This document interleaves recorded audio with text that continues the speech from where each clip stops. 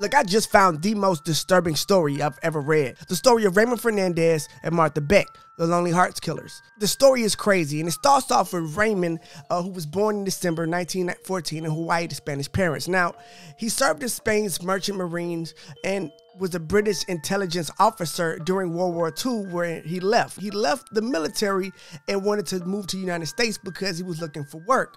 Now, this is where the story starts getting out of hand, because while traveling to the United States on a ship, a steel hatch fell on his head, fracturing his skull and injuring his frontal lobe. Now, according to all accounts, up until this point, Fernandez was a pretty decent dude.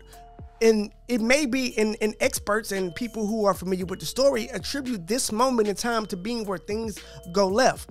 He got damage caused to his frontal lobe, which may have affected his social and sexual behavior. Now, upon his release from the hospital, Fernandez stole some clothing and was subsequently imprisoned for a year, during which time his cellmate converted him to a belief in voodoo and black magic. Yes, so this ex-military man went to try to travel to the United States in order to find work, and then ended up finding out about voodoo and practicing black magic. He even attributed this black magic to his ability to charm women, which you will see how that plays out later. Now, Martha Beck was a little bit of a different story. She came from an abusive home. Her brother probably abused her, according to reports. She was an overweight woman, an overweight child.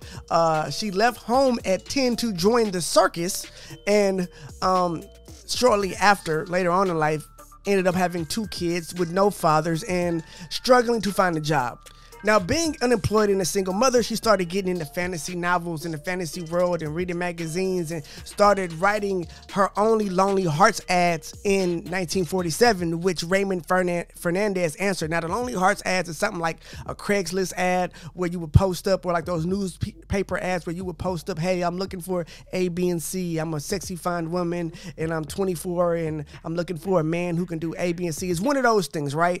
She made one of those posts, and Fernandez answered it. Now, Fernandez visited Beck, and they stayed with her for a short while, and she told everybody that she was going to get married to him, and he went back to New York City. From the beginning, their relationship was toxic and doomed to fail. Martha, out of nowhere, just leaves her home in Florida, moves to New York, and shows up on Ferdinand's doorstep. Now, the crazy part about this is that she had her 2 kids with her.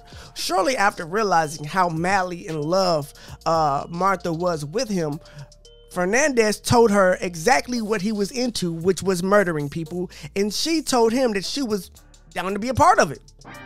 But first, she had to get rid of her kids, where she promptly dropped them off at the Salvation Army and never heard from them again, or they never heard from her again. So yeah, the beginning of the relationship was also not good. So after getting rid of the kids, they start their diabolical plan, which is to trick women using ads and using Martha as a way to disarm them. What do I mean? Well, again, you got to remember, this is women meeting a man off of a newspaper ad in the 40s. Not much different from you meeting a guy on Tinder or Bumble, and they're trying to get women to come over or go over to their house. So the best way to do that is to have another female that can make them feel comfortable. Oh, there's another woman here. He has to be a good guy. There, it's a lot less likely for something bad to happen when there's another female here, not knowing that that's his actual woman, and they plan on getting rid of you as soon as possible. But yeah, she posed as Ferdinand's sister, giving him an air of respectability. The victims felt more secure that another woman was in the house, and often agreed to stay with them. Now, while Martha was down for all of the killing that Fernandez wanted to do, she wasn't necessarily down with him being with the women. She was extremely jealous and often would lash out on him or the women if he tried to sleep with them or actually slept with them. So she went through great lengths to make sure that didn't happen. So things were great for a while. Their relationship was working out. Then eventually Martha's temper got the best of her.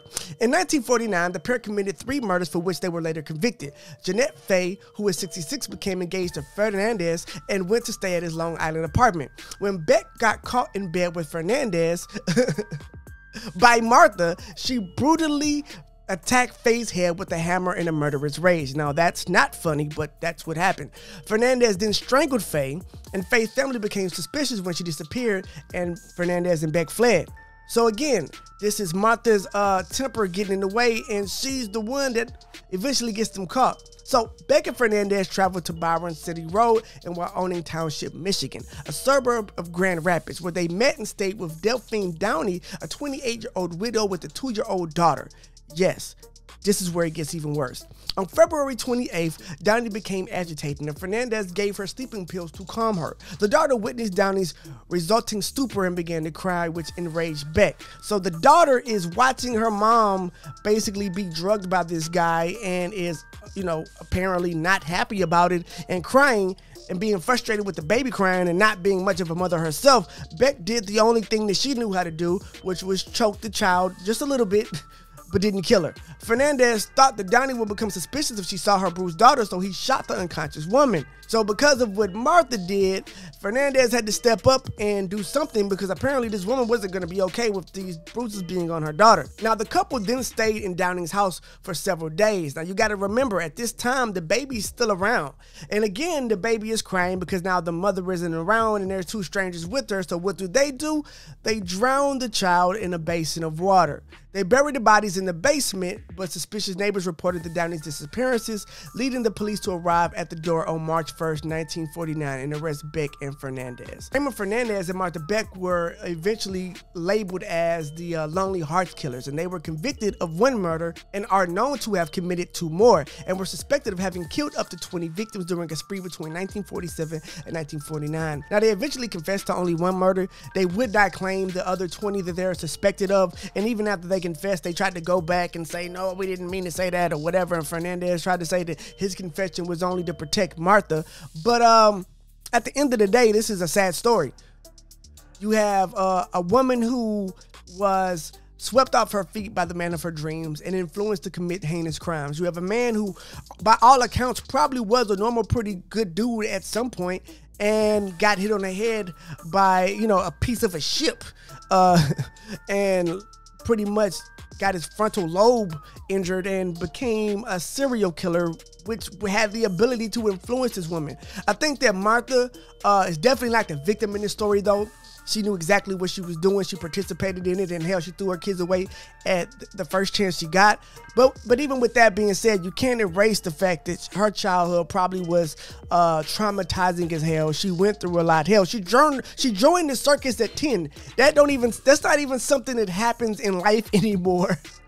In 2022, in civilized society, you know what I'm saying? Like, that's not something that happens. But this story is crazy. You go from black magic to drowning babies. But this is the story of the Lonely Hearts Killers, and this is the Church of Joe Stone podcast, and I'm your host, Joe Stone. Thank you for tuning in, and I hope to see you in the next one.